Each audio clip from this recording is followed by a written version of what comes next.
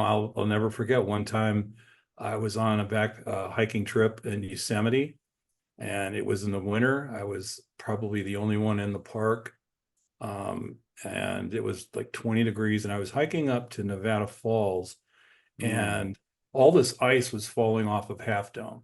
It sounded like a plane crashing. It was frightening, and it scared me. And I jumped off the trail, and I sunk into a snowdrift up to my chin. Wow.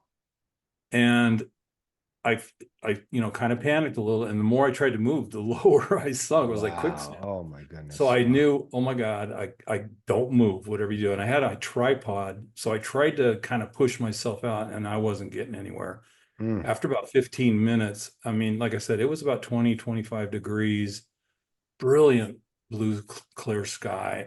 But I was starting to get cold and shivering. And I was afraid hypothermia was going to set in. And all of a sudden I hear this whistling, somebody walking up the trail, this happy tune. I look over and I see this guy. He's wearing a park ranger uniform, but he's wearing shorts and a t-shirt. Wow. And remember, it's freezing cold. And he's got this big red bushy beard, and just he comes up and says, "Oh man, you look like you're in trouble," and he helps me get out and brushes me off, sits with me for a little bit. And I was so shaken for whatever reason, his appearance in shorts didn't Right. seem odd to me at Yeah. that moment. Yeah. It seemed normal. And he, said, good luck, and he went on his way. And on the way back, I stopped by the ranger station, and I just said, hey, there was two guys in there. And I just want to let one of your ranger guys probably just saved my life. And they were like, what are you talking about? Wow. I said, I met a ranger on this, and the odd thing is the dude's wearing shorts. And they go, what did he look like? And I described him. He goes, we don't have a ranger on staff. Wow. We are the only two rangers in the park. Oh, welcome to the CoachMD podcast. I'm Dr. Charles Glassman, bringing you 3 decades of experience as a physician and a coach. Join us as we navigate the maze of medical advice with real-life stories, empowering you to take charge of your health. In our That Happens segment, guests share transformative experiences, reminding us that we're all human and not just patients. So get ready for a journey into healthcare reimagined, where empowerment and discovery pave the way. Hey, it's Dr. Charles, aka Coach MD. In my over 30 years of medical practice, I made it my goal to help people create strong minds, healthy bodies, and unshakable spirits. And because of that, I launched the CoachMD podcast because I really wanted to talk with people and to introduce people to my audience who have sometimes taken their health in their own hands. And I don't say that that doctors aren't necessary, but unfortunately, to get true wellness, to get true authentic health care, you kind of sometimes have to do the work yourselves because the doctors are really busy. I know I was in that model for many years, and then I changed my practice, as many of you know, to get more time with my patients. But before I did that, it was, in and out, 40, 50 patients a day. And there's no way that talking with people like my guest today, Arthur Clarke, could come in with his issues that he had. And there was no way I could really help him authentically with his transformation. So, Arthur, we're going to talk to you today and about that. And thank you so much for taking the time to come on the Coach MD podcast today. Oh, well, thank you. I mean, I've really been looking forward to this. This is the first time I've been able to talk to an actual doctor I love it. about my experience. So I've been looking forward to this. Yeah, it's great because I've talked with guests who've, when I say take their health into their own hands, that means, they do research on vitamins, on weight loss protocols, but nobody really had serious medical problems that they really had to deal with. And, Yeah. you're somebody who had that, and I stress had, because, you know, it's, you know, kind of tell everyone, my audience, what were the medical issues you had and when did they start developing? Oh, wow. Well, right around the time of COVID hit, uh, several things happened. My career as a facilities manager ended. Um, Hmm. that was about May of 2020, and being up in age, 60 years old, I knew that career was pretty much over. So, it brought on a lot of stress. But almost simultaneously, I started dealing with just some bizarre Mm. symptoms of super frequent urination, especially at night. So I was really hard to sleep. And what was scary is I was probably eliminating more liquids than I was actually taking in, Wow. which I understand is pretty dangerous. Yeah. And I would eventually, I started having these experiences of all of a sudden I would be like I'm looking through a bright white kaleidoscope, Mm. severe tunnel vision. And fortunately, it never happened while I was driving, and this would Yeah. come on. I would literally have to sit for about 20 minutes until this cleared. And being an artist and a photographer, uh, that was the time where I had to stop playing the denial game, Mm. got myself to the doctor, and the news was I was a type 2 diabetic with an A1C of almost 12, Wow. which is double what Yeah. it should be, more than double actually. And I also had stage 3B kidney failure. I Mm. had a EGFR of 38, and which should be 60 or higher. So I was pretty close to stage 4. And Yeah. I dealt with gout, high blood pressure, acid reflux disease, fatty liver. I mean, that was a mess. And the scary thing about it is, this had been going on for quite a while. Yeah. Uh, Yeah. 18 months before this, my doctor told me I was a pre-diabetic. And to me, pre meant I didn't have it yet, so I'm okay, right? Right. Right. So again, I mean, I perfected the art of denial probably better than anybody else on this earth.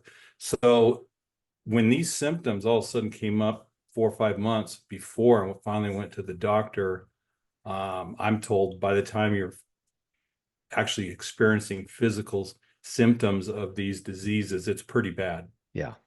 So yeah, so that Yeah. was it. Yeah. Scared to death. Yeah, sure. So, just to kind of give uh, listeners and viewers some knowledge about this, the Arthur talks about the hemoglobin A1C, and hemoglobin A1C. What that means is that we have hemoglobin in our bodies, in our blood cells that carries oxygen, but it also sugar can attach to it. And so there's a percentage that's kind of tolerated in our body of how much sugar can attach to the hemoglobin, and that's the percentage. And when the blood sugar level is increasing, uh, circulating sugar in the blood, that's what the hemoglobin A1C goes up. And Arthur also mentioned his kidneys, the EGFR, which is an estimated glomerular filtration rate. And so that kind of is an estimate of how well your kidneys are filtering the blood, because that's what the kidneys are. They're a filter. They filter all the toxins in our blood, so to speak. The liver can neutralize them, but the kidneys get it out of our body. And so when that's happening, it's bad. It means that the and we're going to talk about this after Arthur's going to tell a little bit more about kind of what led up to him developing this, but I'm going to explain exactly why diabetes does what it does. And in the kidneys, one of the things when it attacks the blood, when it's around for a while, it causes a hardening and a scarring of blood vessels. And when it starts happening to the kidneys, that's what impairs the kidneys. Class 3 kidney failure leading to stage 4 kidney failure is very dangerous. That's on the brink of having to go on dialysis, and it's really a bad prognosis. So all the things that you said, Arthur, not even knowing you, if you just came to me for the first time and said you have all these things, I would say that you had to be obese, right? At the I time. weighed 262 pounds and half of me was body fat. Yeah, there you go. Yeah. Yeah. So, yeah. And so and the reason why I can know that is because the type 2 diabetes that you had, it causes what's known as insulin resistance. Mhm. And so insulin is the key that opens the doors to our cells. When we eat and our sugar goes up, insulin is secreted, put out by the pancreas, and it's the key. It unlocks the door to the cells to let the sugar go in the cells. What happens when it goes awry and obesity causes that, um, it will deform the lock. So when the insulin is going in, it doesn't fit in that lock anymore. Therefore, it doesn't go into the cells, and it causes all the and so sugar is circulating the bloodstream, affecting our arteries, and you described some of the symptoms that you had, which were very scary, and that is because your sugar was too high, right? I mean, that's Yeah. uncomfortable, Oh, I right? was I was a class A sugar addict. Mm, When I say I'm talking about added sugar to yeah. food, I literally drank about a 6 pack of Pepsi a day. So Mm, I remember I was working on this video. I calculated, tried to figure out how much sugar was I consuming per day between drink and food and junk, right? And I calculated of somewhere around 80 to 85 teaspoons of sugar per day. God. Now, Wow. to put that into perspective, Yeah. I did a lot of calculations. That comes out to 3/4 of a pound Wow. of white granular sugar. Wow. I mean, let that sink in. I mean, can you imagine sitting there with a teaspoon and eating this stuff? Wow. That's what I was doing. Yeah. So, super hard. I mean, I figured I was consuming somewhere around 550 carbs, simple carbs a day. Wow. I can't even guess on the saturated fat level, but yeah, Yeah. I was a sick mess. Yeah. And I So, really had two options. I could do nothing and probably die young, waiting on a transplant, wired to a machine, or I could do see what I could do to turn this around. And my doctor, very old school, said, don't get your hopes up. I've had a couple of patients reverse diabetes, but I've never had someone with stage 3 kidney failure turn that around. yeah. And Yeah. my skill set at that point of being the art of denial worked in my favor because I Right. refused to accept that. So, Yeah. Well, I love that actually because type 2 diabetes is reversible and stage 3 kidney disease is reversible. And as you know, because you've done it. Okay. And we'll talk a lot about that.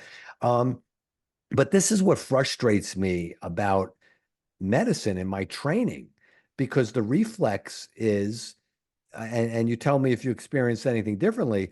You go to the doctor, the first thing, I mean, sometimes you have to, take medication initially if you're in danger of going into the hospital. If blood sugar is 300 or above, or hemoglobin A1C is 12 or above, and kidney failure, and you have all that, urination, risk of dehydration, and sometimes you have to get the sugar down through pharmacologic means or whatever, sometimes just to get things under control. But um, unfortunately, what happens and what frustrates me is that that doesn't stop.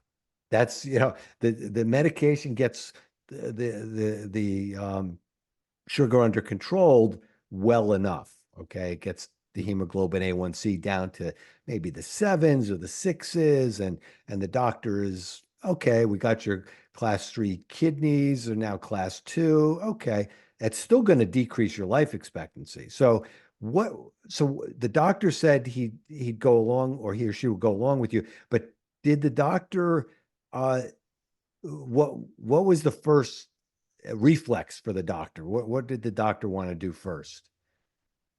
well, it was an interesting situation because when I had my follow-up visit with me, he told me about the diabetes, but he did not tell me about the problems with my kidneys. I discovered that when I was going through my lab results that night. So that, Mm, pardon my expression, kind of pissed me off yeah, because, and maybe it's because he saw the look on my face, because he might as well have told me I had cancer. I thought I had been given a death sentence. yeah, But no, his first response was, well, we're going to put you on metformin. it'd probably be good for you to lose a couple of lose some weight, but that was it, Yeah. and I get it. I'm not going to diss doctors at all. No, no, I yeah. understand for the most Yeah. part, they are trained to diagnose and medicate, Yeah.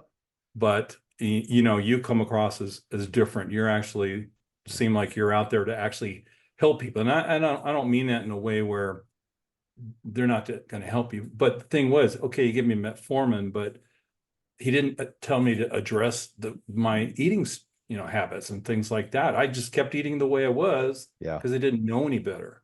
Yeah. Yeah. But So that that's very long. yeah. Yeah. So I mean, it's the common reflex for doctors. Yeah, my I'm kind of a persona non grata sometimes amongst my colleagues, but because especially since the direction I went in my practice, I had a regular practice for many years until 2002. I became one of the first doctors in the country to start a concierge practice. And that's because I was just so frustrated with not being able to really help people. But it still was and the concierge practice is meaning that people would pay me extra so I could be their personal doctor, so I could be hands-on. So my practice was small.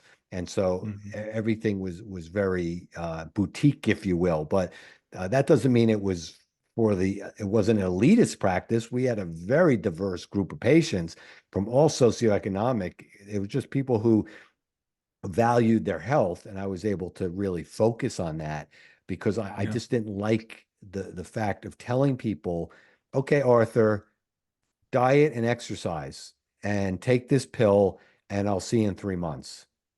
I mean, Yeah. And yeah, we need less of that and more of the hands-on approach that you've taken. That's yeah, awesome. I'd love to hear that story because I remember talking to this young woman. She just finished her medical training, got her first job. It was a group type practice. And they were upset with her because she was spending too much time with her patients. And she was like, well, yeah, I'm giving them some suggestions on diet. And go, no, no, no, no. Just write prescriptions. That's what you're here for. She quit on the spot, went yeah, out and started her own practice, and I yeah, love to hear stories like that. yeah. Those are the kind of doctors we need, you know. Yeah, medications are necessary sometimes, but Yes. Yeah. real true wellness has to come from a personal motivation and a lot of times self-knowledge, self teach. I had to teach myself a lot about alternative medicine, if you will. I mean, alternative medicine, unconventional. I mean, what you're going to talk about, in your transformation, that's not really alternative. I mean, that's kind of common sense. Your Yeah. sugar's too high, you're too fat, you're eating like crap. I mean, taking a pill doesn't change that, right? I No, mean, no, so, no. so you so kind of bring us you got the diagnosis, you got that slap in the face. What do the next 3, 4 months look like for you? Oh man, I've relived this time so many times, and in interviews but just on my own. Yeah. And I remember the night I went home and I was scared. I had no clue what to do. I didn't know how to lose weight. I Mm, didn't. Um, I learned that my kidney problems were most likely be due to the diabetes, which they sometimes work hand in hand. yeah, sure. And of course I did what everybody else does, start Googling, nope, nope, nope, you can't reverse kidney disease, you Yeah. might, good luck with the diabetes, but forget once your kidneys are damaged, they're damaged. So it was very daunting. Yeah. And something inside me just said, you know what? I'm going to prove them wrong. Love it. If I'm going to go down, I'm going to go down fighting. Yeah. Oh, I love And that. by stroke of luck, I just happened to, or divine intervention, I don't know. I Yeah. happened to come across that documentary called That Sugar Film, if you've ever seen that. I haven't. No. If if folks out there, if you have a sugar addiction, watch this movie because Mm. this really clarifies just what sugar does to the human Was it? body. It's called the sugar film. That Sugar film, That sugar film, a definitely. documentary about a guy who's an athlete and he goes on a diet of consuming 30 teaspoons of sugar per day Wow. over a period of 60 days. And what it did to his body was eye-opening. And I've had Mm, many people say that. So I right away I knew first thing I had to work on was my sugar intake. Because like I said earlier, I always had to have a Pepsi next to me and yeah. cookies or something like that. Yeah. So Yeah. for the first month, 30 days, all I did was shift Pepsi to zero sugar Pepsi and water, zero Gator, zero sugar Gator. That's all I did, just drinks. Yeah. I didn't even exercise and I lost 10 pounds Wow. just by doing that. So I knew I was on the right track. So there's a lot of details here and I could spend a lot of time doing that, but I've really just absorbed myself in nutrition. And I didn't have my exercise at the time was a walk around the block. It's the best I could do, but Yeah. it was my starting point. Yeah. And you know, to make a long story short, 3 months later, my A1C had dropped from almost 12 down to 7.5 Wow. in 3 months. I'd lost 30 pounds in 3 months as well. And so I knew I was going in the right direction. My EGFR went from 38 up to, I believe, just under 60. Mm. And my doctor was so baffled by this, he thought something went wrong. It did had the blood work done again, and it came back actually better. Um, so to make an even longer story short here, in about 7 to 8 months, I had lost 62 pounds. My body fat Mm. went from 45% down to 18. Mm. Um, my A1C was at 5.6, Wow. exactly Love where it. it should be. Yeah. But the best news was my EGFR gone from 38 up to 85. Wow. And just recently, a couple months ago, I had my annual exam. My EGFR was 97, Wow. probably healthier than when I was in my 20s. Yeah. And when I tell my current doctor the story, he's just blown away because this I've never had a patient reverse kidney problems. Yeah. I just told him, see, I was told you can't be done. And I told my doctor, watch me. And I just Yeah. proved it can be done. Yeah. I absolutely believe you'll never hear me bad talk medicine at all. I Yeah. get it. People need it. I needed it for a time. Mm-hmm. But I do believe that our bodies, if given the right stuff, the right foods, it can heal itself in most. I know there's exceptions, but Mm-hmm. in most cases, our bodies know how to heal itself if we just feed it right. Absolutely. And that's what Yeah. I discovered. That was my journey, and I'm still on that journey. Now I'm preaching. Yeah. I love it. You could preach all you want. And as far as I do believe in divine intervention. So I think I'll choose the latter there, for I'm that. sure there was some of that in That's there. My wife jokes about it because a package of Oreos used to last about 1 or 2 days in the house. I love Oreos still, and I allow myself to have that indulgence, but literally a package of Oreos now will last 6 weeks. yeah, there you That is go. not an exaggeration. One Yeah. cookie, a couple of days, and I'm a happy Yeah. camper. Yeah. And that's what's, yeah, it's moderation. It's a couple things. I've been challenged by patients and over the years, and they say, "Oh, Dr. Glassman, you've been thin. You don't understand what it is." And I would say, well, if I made a bet with you today at the beginning of the month, okay, that I could gain, the bet would be that they would lose the bet if they didn't think that I could gain 20 pounds in a month. Okay.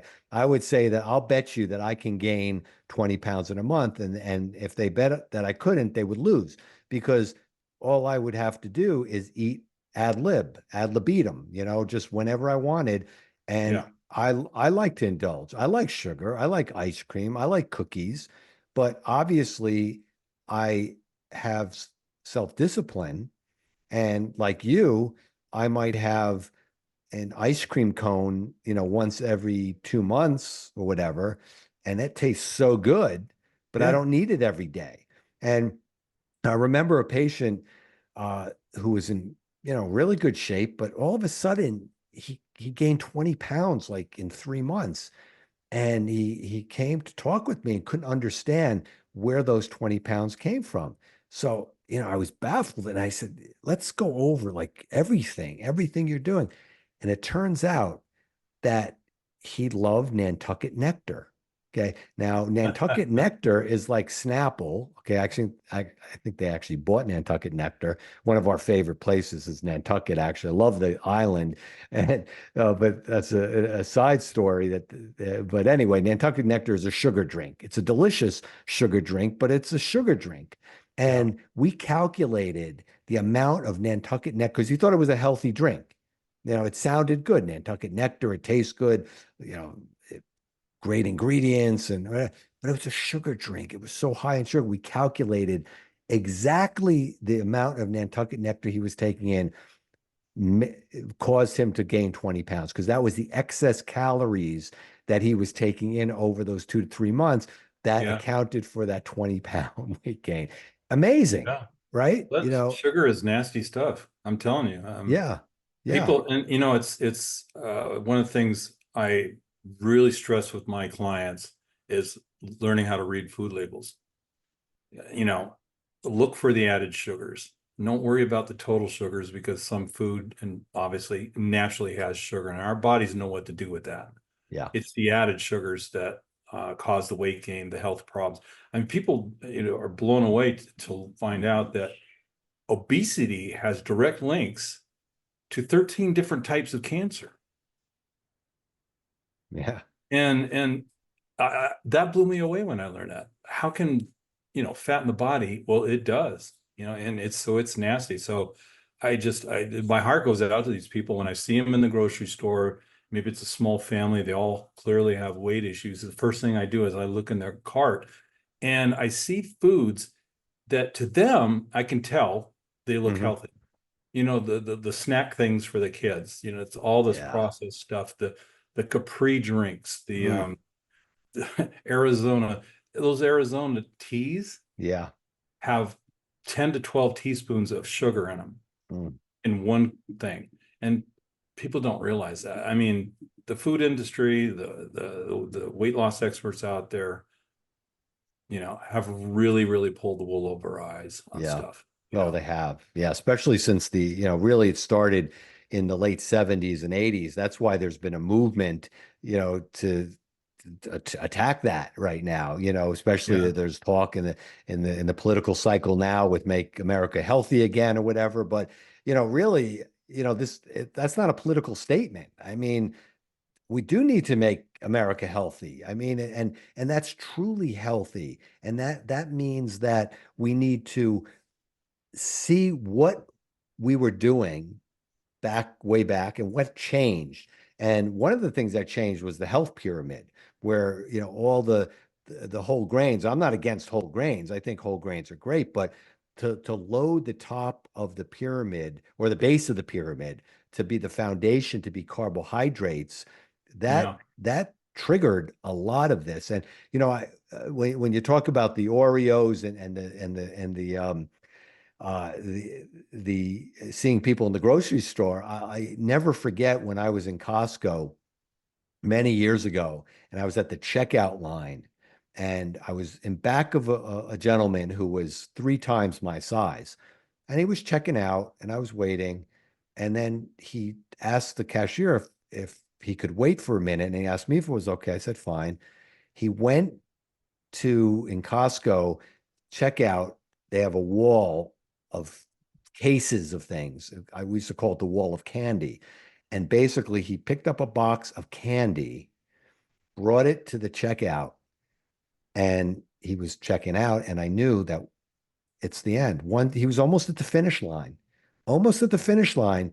He backed up, got it. Once that's in your house, it's going to consume. It's like alcohol, right? When I Yeah. when I Yeah. talk with people, who alcoholics know who are going to AA, they know you bring any alcohol into the house, you're going to consume it. So what's the answer? Don't bring it into the house.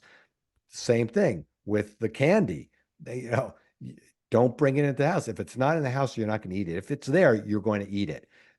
So it's and that sugar addiction that you talk about it's just so deadly. And what the nefarious thing about all this is that food manufacturers know that our bodies crave sugar and fat, right? Sugar for quick energy, whether it be for our muscles, whether it be for our brain, and fat for storage in case there's a famine or whatever that our bodies need it. So that's a manipulation. And yeah, so I think that's a great, so you're just getting back to your story.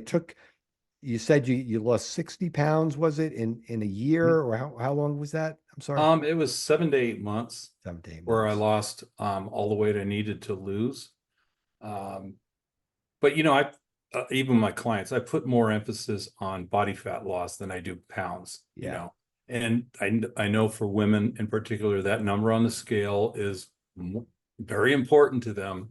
But try to look at it as more important as what's between your skin and your muscles, or that visceral fat, it's too high. That's the fat that's around your organs on the inside. And I mean, that's dangerous if you have too much of it. Yeah. Um, Yeah. so yeah.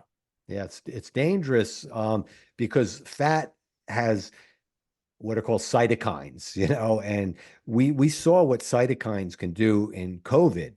When COVID, people would get very sick with COVID, they would crash because they had a hyperimmune response, a hyperinflammatory response, a Mhm. cytokine storm, it was called. So the fat that we have viscerally, uh, it causes bad things to happen to us. And you mentioned the cancers, cancers love sugar, right? Yeah. There's cells that are growing rapidly. So they love sugar, and so they're going to eat it up. The Warburg effect is from, almost 100 years ago. Um, Warburg showed that sugar can spark and initiate cancer growth. So that's even another reason. So what is so you lost all that weight in 6 or 7 months. Uh, this was like in 2021, I guess. I guess you didn't resume the job that you had. I guess the facilities No, manager. no. Well, during that period of time, yeah, I was still trying to get back into my old career, but being an older man, Yeah, especially coming out of COVID when there was so much competition. I'm sorry, but yeah, we all know there is some age discrimination. So, yeah, it is. but No, yeah, I think yeah, that someone upstairs had a different plan for me, because after I went through this transformation, and I met with my doctor, and he was going over my results, and he's like, Art, man, there's people out here need to know what you learned through mm, this. Like, he goes, you'd make an awesome health coach. Never even heard of that. I heard the term coach. I think of like a cheerleader with pom poms or something. Right? right. You can do it. You can do it, right? But simultaneously that day, my wife had sent me an advertisement from the Health Coach Institute Mm, with a note saying from her, you would make an awesome health coach. wow. So I talked to them. I looked into it. Literally within 2 days, I was enrolled, and that was the new projection of my life. I felt almost an obligation, an accountability to start helping others that are dealing with the same thing. And um, I know a lot of coaches out there that are really good coaches, but have never actually experienced the things that their clients are going through. And I know what it's like to be rock bottom, the fear Hmm. of the frustrations of pulling on pants that only 2 weeks ago were comfortable and now they're not comfortable. I know what that's like. Yeah, Or the health issues of, man, do I know where all the bathrooms are? um so yeah, yeah, no, I mean, yeah, that facilities thing is well behind me now. i'm yeah, i'm just really passionate about what I do now, so yeah. Well, I love that health coach Art. That's your your the name, I guess, of your of what you do. And Mhm. that's kind of why I named myself Coach MD, because it was kind of an epiphany one day that I realized that, I'm an MD, but I'm doing mostly coaching with my patients, kind of guiding them with life decisions. And not the least of which what you went through was a not only a health transformation, but a transformation of mindset and career. So Oh you were yeah. forced out of your career, but Arthur Clarke didn't define himself, right, as that's who I am. That's what, Right. that's my definition. That's what I'm a health, I'm a facilities manager. That's who I am. And that's why, like, when people they say, "Oh, what do you do?" And they say, "Oh, I'm a doctor." Okay. Really? That's not who define I'm a person, okay, with a lot more, but most of us define ourselves by what we do, and that locks us in to kind of a lifestyle. And when you were diagnosed and the doctor said you're diabetic, I am a diabetic. So many people live with that. They take ownership of that, and they can't break out of it because now they own it. And so Mhm. my question to you would be, now health coach Art comes to you, your old self walks into you and says, "My doctor just diagnosed me with type 2 diabetes. My hemoglobin A1C is 12. I have stage 3 kidney failure. I'm too fat, I'm obese. Yeah, I just feel terrible. I'm seeing uh, white lights and fatigue." What does health coach Art say to your old self? And what are the steps that you take to get you out of that? Wow. I love this question. I have never had this one popped on me before. Thank Yeah, you. yeah, Um, yeah, I will tell you, it would be whether I'm talking to my old self or somebody else coming to me like that, it would be a very emotional moment mm, because I didn't have that opportunity when I found this out. I didn't really have any, somehow it, maybe it was divine intervention. I don't know. Somehow I learned how to coach myself. However, if my old self or someone came to me with that scenario that you said, I think the first thing I would just say is you have two options. You can not do anything, and the quality of your life is going to go downhill, or you can do your best to turn that around. Which do you want to do? You can't back up, you can't retreat, you can't say time out, mm, you can't think about it for a while. I had to make a decision like overnight because my especially with my kidney functions were yes, falling apart. I didn't have time to wait. So that's what I would say. It says, if you want to turn things around, how committed are you? You need to make this the biggest priority maybe that you'll ever experience in your life this far and in the rest of your years, because this is a pinnacle. You've come to that, what we used to call it, that the crossroads. You can yeah, go one way or the other and you can't back up. So if someone had come to me and at that time saying I would have said, I want to turn this around or I'm going to go down fighting. I don't want to watch myself strike out. I want to strike out swinging because I wasn't 100% sure I was going to survive this, yeah, and I look back on it now and I think, God, had I not done something, I probably would not be sitting here talking to you. yeah, I live a whole new life now. When I mm, went through this transformation beforehand, I am a very active wildlife and landscape photographer. mm, 10 years prior to this situation, I had been backpacking in the Sierra with mm. 30, 40 pounds of camera gear. Wow, Then my health started falling apart. I started gaining weight, and that passion just deteriorated because it wasn't fun anymore because I was so uncomfortable. And didn't have the strength. So for literally 8 to 10 years, I didn't pick up my camera. Wow. And that's sad.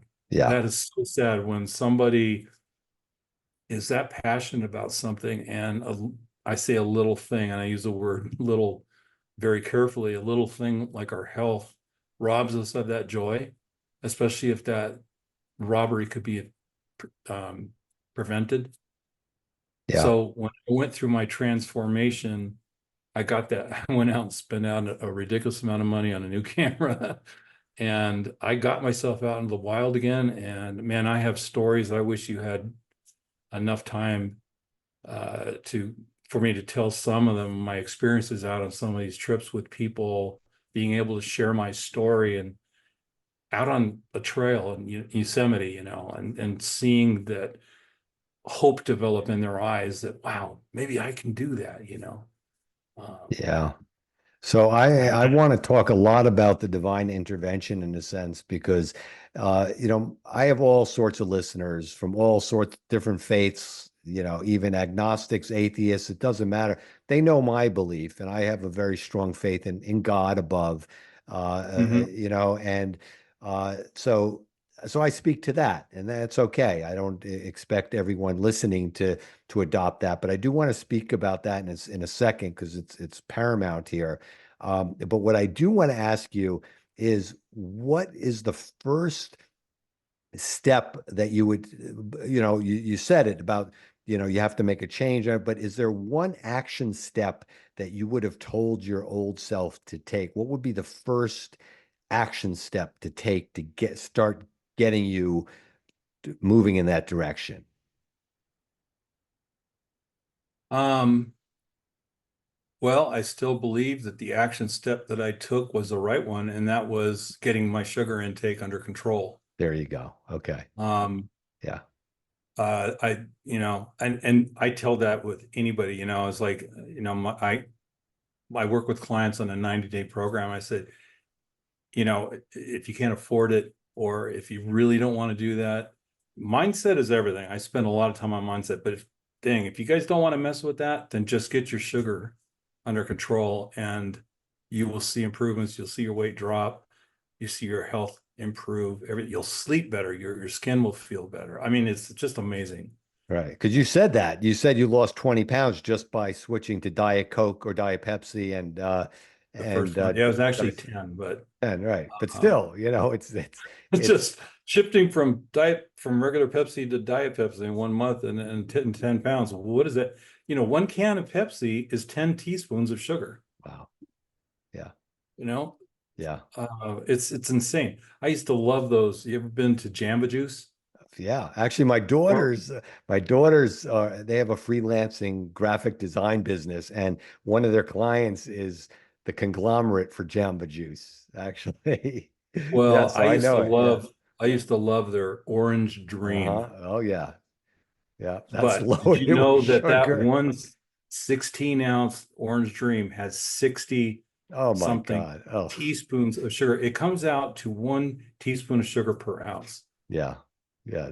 Yeah. And It's I mean, crazy. that's inflammation in a cup, I mean, so Yeah. yeah, Yeah. that Yeah. would be my best advice. Get that Yeah. one thing under control and that's the first step. Yeah. That's great. You talked about the divine intervention, and I believe that every human being has special, I feel God-given gifts, talents, skill sets, and not everybody recognizes them. Not everybody gets to experience them. And I know in my life, there have been certain things that have kind of just dropped into my lap that have steered me on the right course. When I was uh, this 2002, when I changed my practice, that didn't happen just, happenstance. The way it happened was um, I started as a young doctor in 1988. I'm going to be 65 myself this year. Okay, so I Me know. too. Yeah. Hey. All right. 1959, baby boomers. Yeah. Um, I uh, was started in practice 1988, 2002. It was March of 2002. There were two consecutive Mondays, which put me off the brink, over the brink. One was, it was a typical Monday where I was seeing 40, 45 patients, 2 hours behind. And the last patient was in the last room, and I opened the door and I said, "Oh, I'm so sorry. Thank you for your patience." And she unleashed on me, like really yelling and screaming, and then walked out. So she Oh just no. waited just to give me, lay into me. But I can't blame her. She waited for 2 hours and whatever, and she couldn't have been that sick, right? But so that was one Monday. The next Monday, again, office is packed, people, unhappy, whatever. And I'm running from room to room. Charts are piling up. We're behind. And a woman walks in requesting records for her husband, who we had treated, my nurse practitioner had treated months before, who ended up with a ruptured aneurysm and almost died. He Hmm. survived. Thank God he survived. But her requesting those records, it was saying, okay, we're going to be sued for this. It never happened, but that was the thought. So I was almost in tears the Monday before, but that Monday I was in tears on my way home. I had a young family. I was coming home late and I was just miserable. Hmm. 2 days later, on my desk was a New England Journal of Medicine, and in that was an article about these new concierge practices that were popping up. So, talk about divine intervention. I felt that that was clearly placed in front of me, and I pursued that. Yeah. And in November of 2002, started the first one in New York State, and probably among the first dozen in the United States. So that was got me, and I know I'd look a lot different, okay, if I hadn't made that change in my relationship with my family, my wife. Everything would have been different if I hadn't made that change. And I wasn't able to really, I feel, realize my God-given gift of being able to be a doctor. And I was Hmm. not experienced that. You, as a facilities manager, whatever, I'm sure you were very good at that. But as far as discovering your true gifts and skill sets, it took this divine intervention and then guiding you through that to really Yeah. wake you up. At least that's what I believe. Anybody's Yeah. welcome to comment and tell me how they see it, but that's how I see it. Oh yeah. I look back and, I'm not a church going person. I grew up in a, Christian Bible believing family, but, as an adult, I've gone a little bit of a different route, but I have never doubted, that there is a God. I don't Yeah. go for the universe thing. I believe there is a God, Yeah. a deity, and I've seen him throughout my life. And I look back on this experience of discovering I'm sick and, what am I going to do about it? I don't believe for the first minute that God caused that to happen to me. I did that to Mm. myself, Yeah. you know. Yeah. Uh, and sometimes just bad things happen to good people. Yeah. However, I do believe it was God that helped me turn that around for the good, Yeah. and gave me this strength, this stubbornness, just not give in, you know. Yeah. Like I said, I was very good at denial, and in this case, it worked in my favor, Right. Yeah. I've had some fascinating, I'll never forget one time I was on a back hiking trip in Yosemite, and it was in the winter. I was probably the only one in the park. And it was like 20 degrees, and I was hiking up to Nevada Falls, Mm. and all this ice was falling off of Half Dome. It sounded like a plane crashing. It was frightening, and it scared me. And I jumped off the trail, and I sunk into a snowdrift up to my chin. Wow. And I, kind of panicked a little. And the more I tried to move, the lower I sunk. It was like Wow. quicksand. Oh my So goodness. I Wow. knew, oh my God, I don't move, whatever you do. And I had a tripod. So I tried to kind of push myself out, and I wasn't getting anywhere. Mm. After about 15 minutes, I mean, like I said, it was about 20, 25 degrees, brilliant blue, clear sky. But I was starting to get cold and shivering, and I was afraid hypothermia was going to set in. And all of a sudden I hear this whistling, somebody walking up the trail, this happy tune. I look over and I see this guy.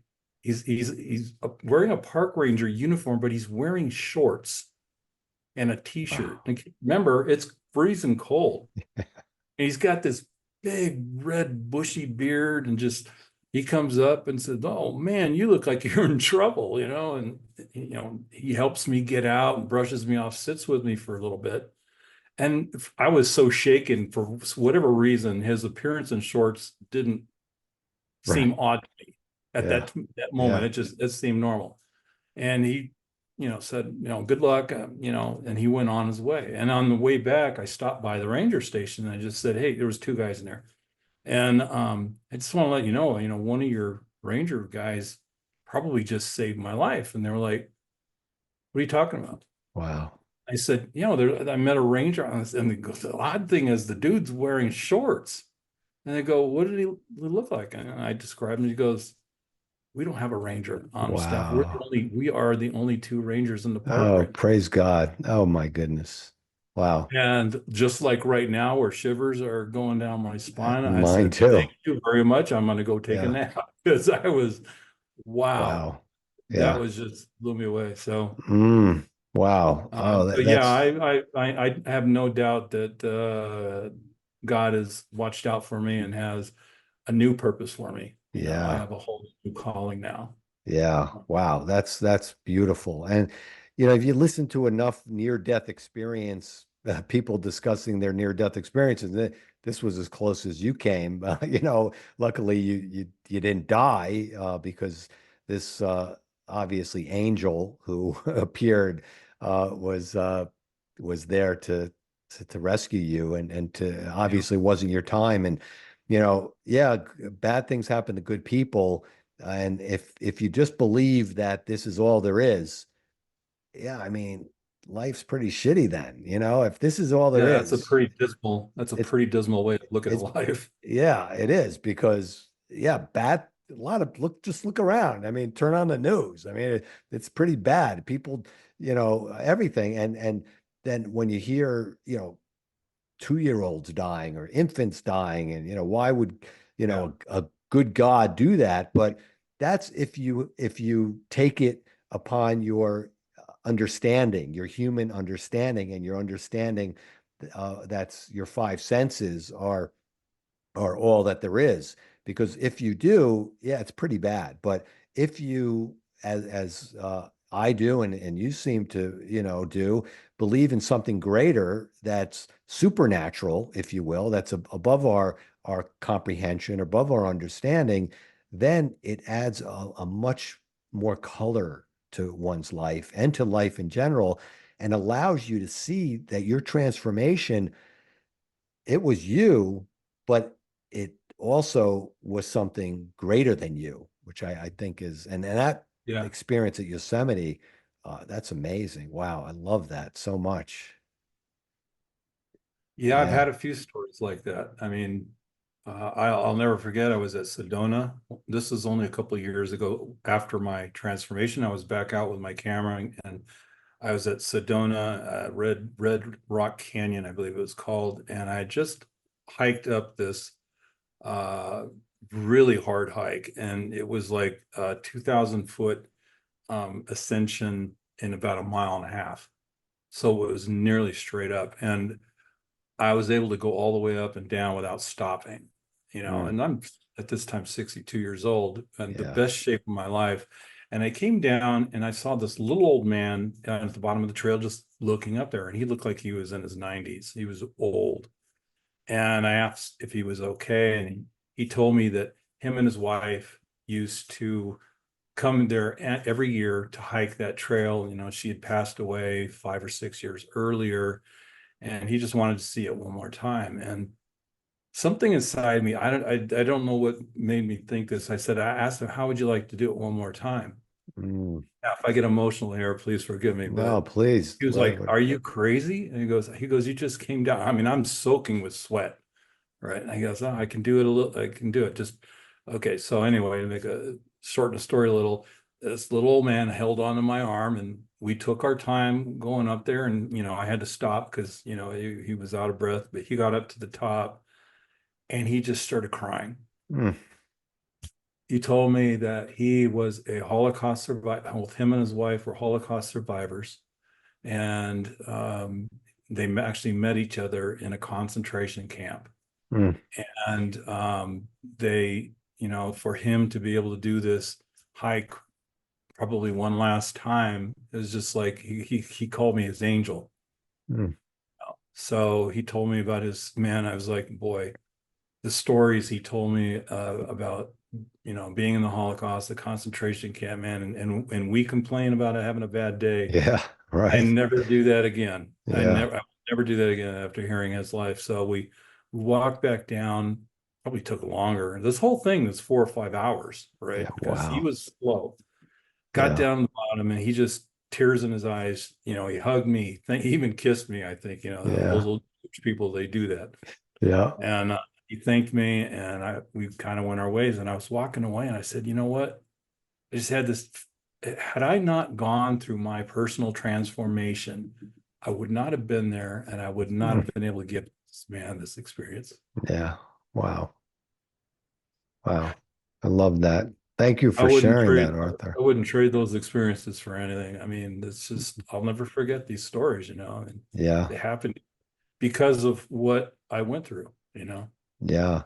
And just think about, yeah, thank you so much for sharing that. It's so and they went through the Holocaust and it wasn't their time, and I truly believe and people get upset at me when I talk about, a 2-year-old dies and I say, well, we don't understand. It's beyond our comprehension, but for some reason it was their time. It sounds crazy, and people, like I said, get upset when I say that, but that's how when I was in medicine and people's family members were dying, and I would say it's their time, and if it isn't, they wouldn't. And obviously, with your diabetes and stage 3 kidney failure, it was getting it could have been your time, and I was just thinking exactly that. Yeah, yeah, I it, could it have was just given into it. yeah, and it might have been, but it wasn't. And look at what has happened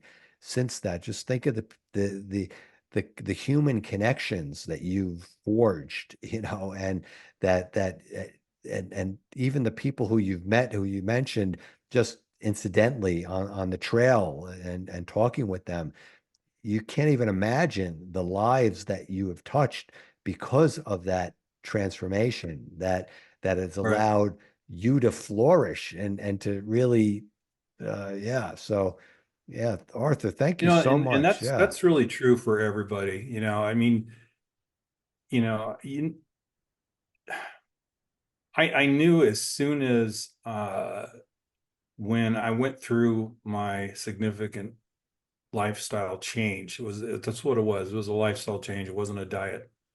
yeah, You then are on stage, especially when you call yourself a coach, yeah, because you got people out there that are hoping you're going to fail. yeah. Not out of No, meanness, because no, they could look at you and know, man, I should be doing what he's doing. yeah, But if he fails, that'll take that edge off of me, right?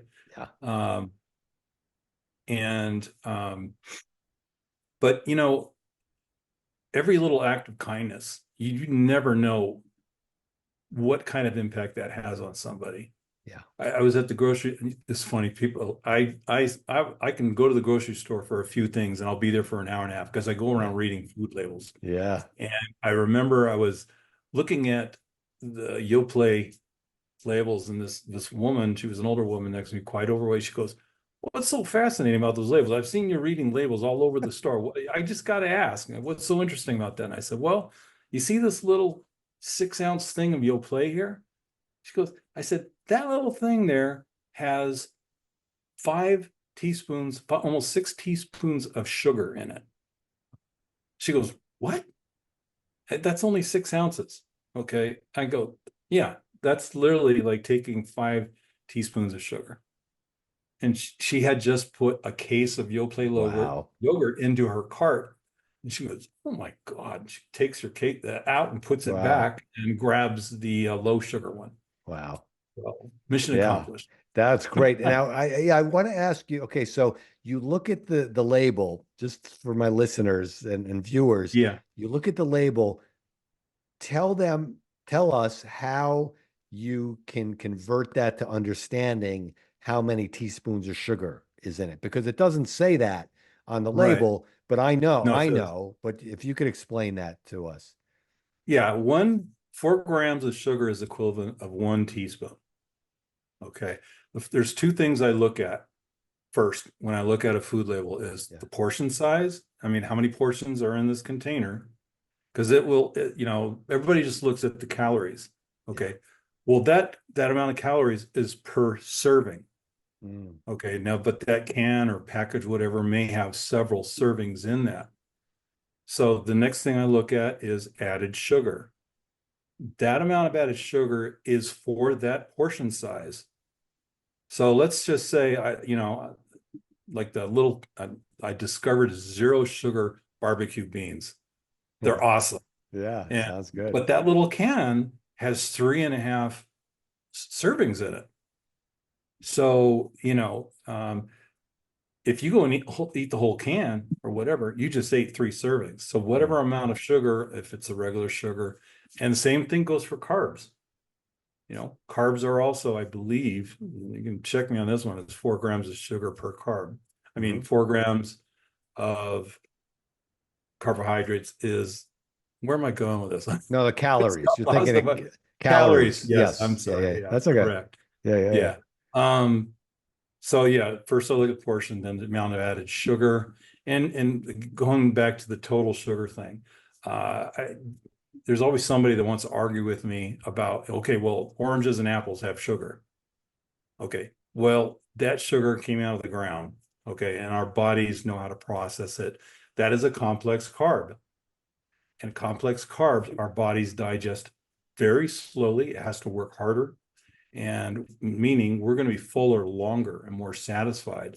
And you'll actually burn more calories digesting complex carbs over the simple ones. Simple carbs being things like candy Mhm. bars, Yeah. anything, pasta. That's a big eye opener for people. Yeah. People don't realize Yeah. how high pasta is in those simple carbs. And simple carbs are the opposite. When's the last time you had a plate of spaghetti, pretty good sized spaghetti, and 1 hour later you're hungry again? It's because your digestive system just went into turbo mode and processed that real thing really quick. And now you still have a lot of food in your stomach, but you're hungry. How is that possible? Yeah. Yeah. Yeah. So That's very interesting. Oh, as far as the metabolism of that the body burns more calories, digesting yeah, the the sugars, good stuff. the good stuff. So yeah, so fruits are an interesting one, and it's what I kind of guide people to do because do you actually? I'll ask you. Do you ever use or recommend the CGM, the continuous glucose monitors like Freestyle Libre or Dexcom? Any of those? Um, I've neither recommended them or discouraged them. I've Yeah. never used one myself. I think they're probably important for type 1 diabetics. Well, More, actually, I'll tell you just to what because I did it on myself, and oh, I'm okay. not a diabetic. I'm just curious what foods would cause spikes in blood sugar. Uh-huh. So and obviously the simple sugars are classic, but I did notice that some fruits would actually spike it pretty high more than I thought. And so what I kind of look at is uh, the way the body, our natural circadian rhythm of the body. So our bodies will secrete cortisol, which is a stress hormone, which causes the body to release sugar. It'll do that every day around 4 o'clock in the morning, and then again towards the evening between like 4 and 6 o'clock. So our body's naturally producing more sugar, and that's why a lot of diabetics will wake up with a high blood sugar after not eating all night. So, um, Mm. but so I think that even the sugars like fruits, it might be worthwhile having eating them within a window, especially with people who are like really trying to control their diabetes. You know, what you're saying, Yeah. a total health wise, and once they've done it, once they've cured their diabetes through lifestyle, mindset, all the stuff that you're teaching, you know, before they do that, if they still want to eat fruits, they might want to do it in a window of like between noon and 4 o'clock or something like that. That's just kind of what I Yeah. learned. No, I didn't know that. And, Yeah. one of the things I love about talking with you, you are very good at explaining things from a high level down to where I can understand. I'm not a doctor, obviously, Yeah. but it's interesting you say that because generally the only time I eat fruit is late afternoon just before I go do a workout. Well, okay. Well, that's okay. So that is interesting and good because your muscles are going to sop up that Yeah. sugar, you know, and that's what muscles, I mean, the you know, one of the organs in our body that is responsible for getting sugar out of the bloodstream are muscles. Hmm. Yeah, so that's a good definitely a Well, good. and another thing, interesting thing that I learned that kind of correlates with this is that what a lot of people don't realize is that when we eat sugar, something sweet, it stimulates that dopamine hormone, that feel good hormone, the thing that makes us feel good. But what's interesting is we get that same stimulation from a hug. Somebody hugs you, makes you feel good. Yeah, On the negative side, it's the same thing, cocaine, yeah, heroin yeah, triggers that dopamine to make them feel good, or uh, young people that cut themselves intentionally, yeah. they're trying to, you know, Get mask some control pain and they're dealing with, and, yeah, and by cutting themselves, it's releasing that dopamine, make them feel better.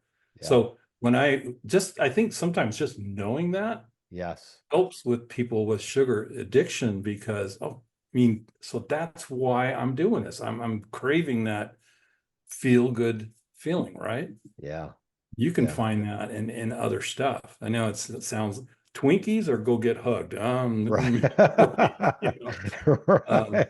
You know, Twinkies sound pretty good. I don't know, Arthur. sometimes.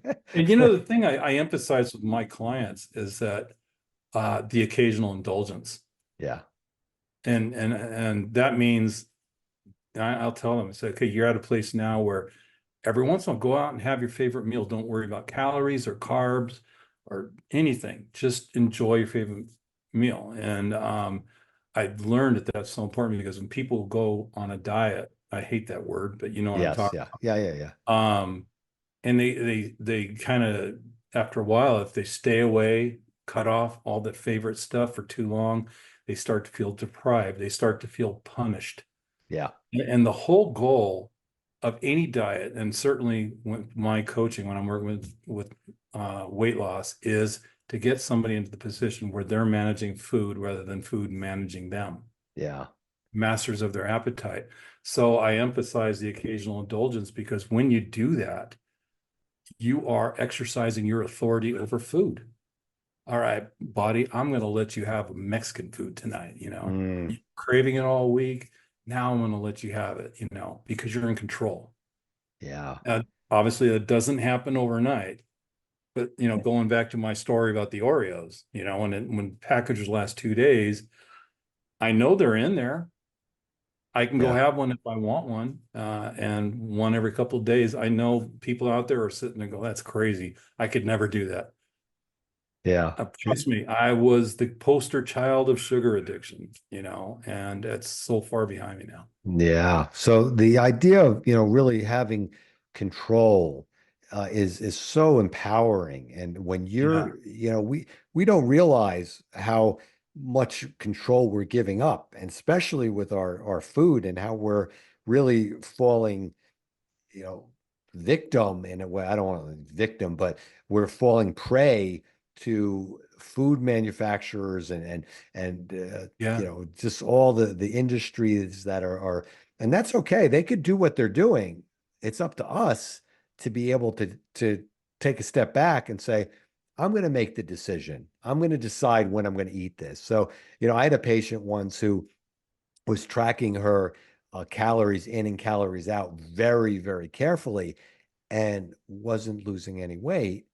And, I was struggling. I say, are you sure it's, and she goes, well, are you really, everything that crosses your lips, you're putting down? Says, well, maybe I'm missing that sleeve of Oreos at 12 o'clock at night, you know? Oh, right before bed. Yeah, exactly. I mean, that's a detail that I think you should have told me or should tell yourself, to be honest with yourself. Yeah. You know, I mean, how are you really going to make progress? So, yeah, Arthur, I really look forward to staying in touch, and I really love your heart and your passion and what you're doing, because doctors can't be health coaches, really. It's unfortunate, but and you want that, but they can't really do that. And so that's why health coach Art, and it's healthcoachart.com, correct? I'll put that in the Yeah. description. Yeah. Yeah, so my listeners and viewers can find you. But thank you so much for sharing your stories, your heart, your experiences. Very empowering, and your transformation has really unleashed who you were meant to be. That's what I'm certain of. So, Well, thank you so much. thank you so much for having me. I mean, this has been like, I feel like I'm releasing all this passion and energy that gets built up because, I clearly I am so passionate about it. And Yeah, um, well, I'm you glad know, I'm a vehicle for that. Yeah. I hope that if I touched one person out there with my story and how I got through it, then that's what matters most, right?